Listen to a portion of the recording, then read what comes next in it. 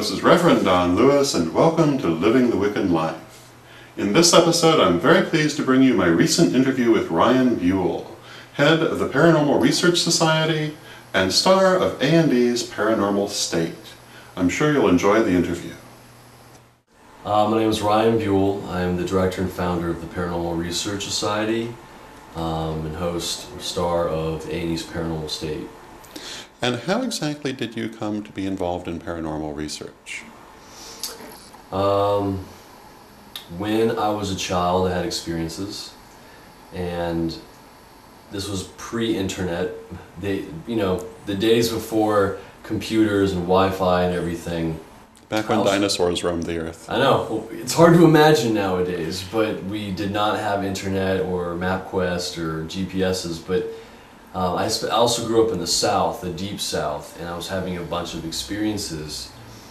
And the reason why I became an investigator was for two reasons. One was, of course, I had experiences. I wanted to try to understand those a bit better. I also wanted to see if the veil would peek back one more time so I can see, almost for like my own validation that, okay, I did see something. The second was when I was young, we went through this process of, well, who do you talk to? I was taken to my priest because I'm Catholic. He didn't really know what to do. He just told me to pray more, which I tried.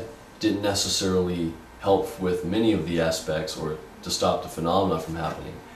And there's a lot of misinformation, lack of information.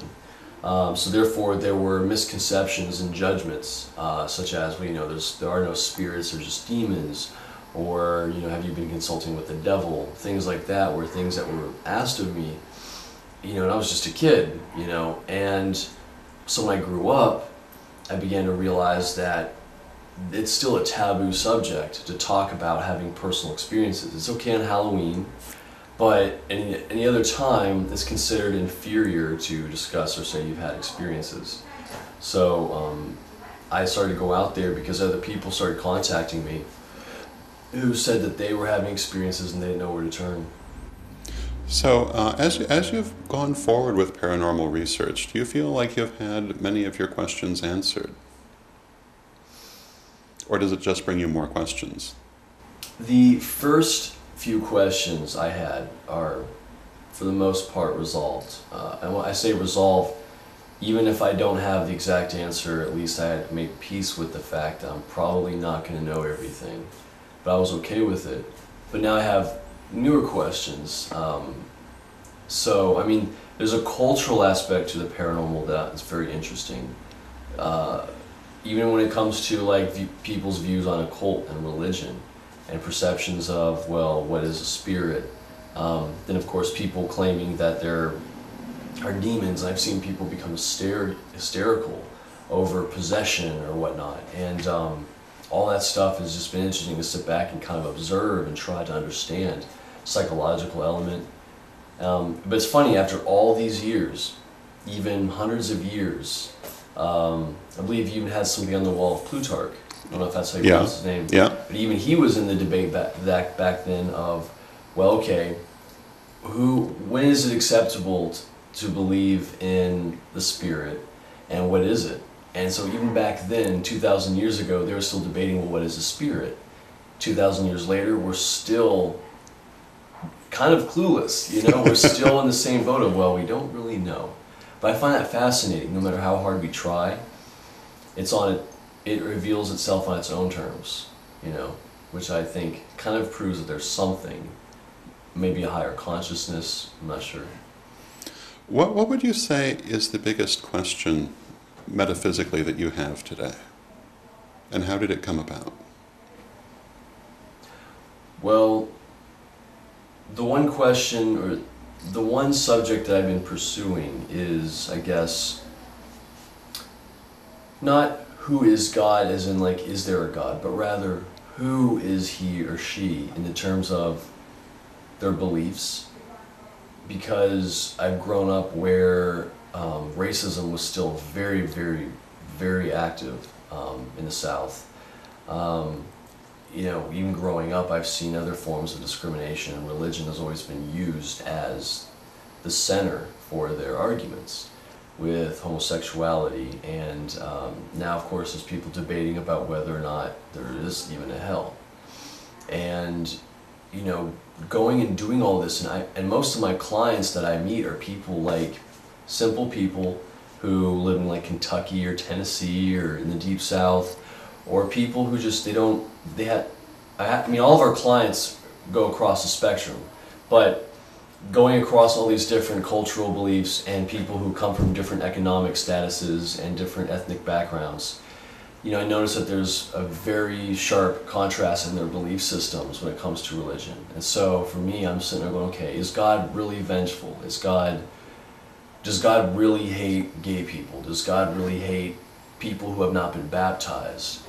And I've been kind of going through all of that in a spiritual way of, okay, I acknowledge God is here, but is God really vengeful? Because, you know, when New Orleans flooded, they say, well, that was God. And it's kind of like, okay, well, is it or is it not? So I like to meet other people who are not the norm, they don't go to church every Sunday and everything, and how did their lives change, and were they touched by God somehow? And I'm also a big, I'm a big supporter of people being spiritual in general.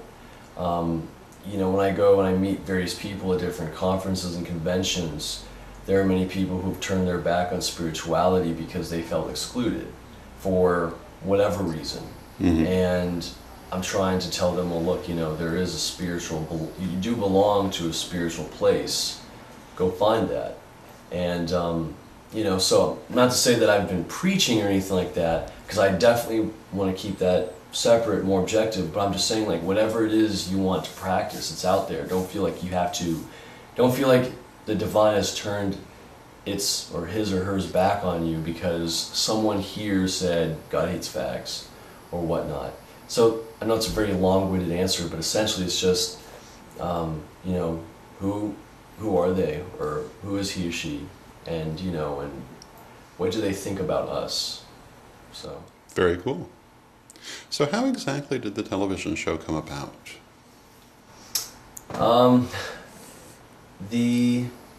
Well, we started off as a student organization at Penn State University.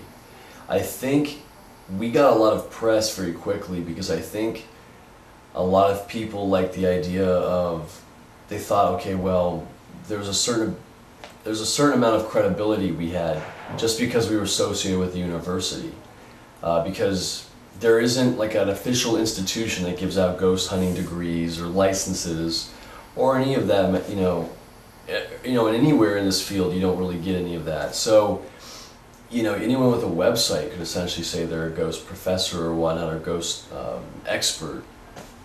So I think that kind of gave us some exposure, and we tried to use it to educate, and then people began to realize, wait, they're in their early 20s, but we were also very diverse. Like we had, you know, Elfie, who's a pagan, and we had someone who's a Buddhist. We had someone, Sergi, who's on the show, who's an atheist at the very beginning.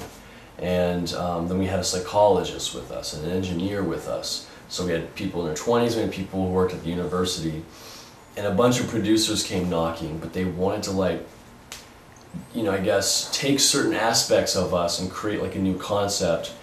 And we just kept saying, no, no, no, we don't want to do anything like that. And the offers were tempting, like, oh, we could be on TV, but we realized very quickly it wouldn't last long and we'd be miserable.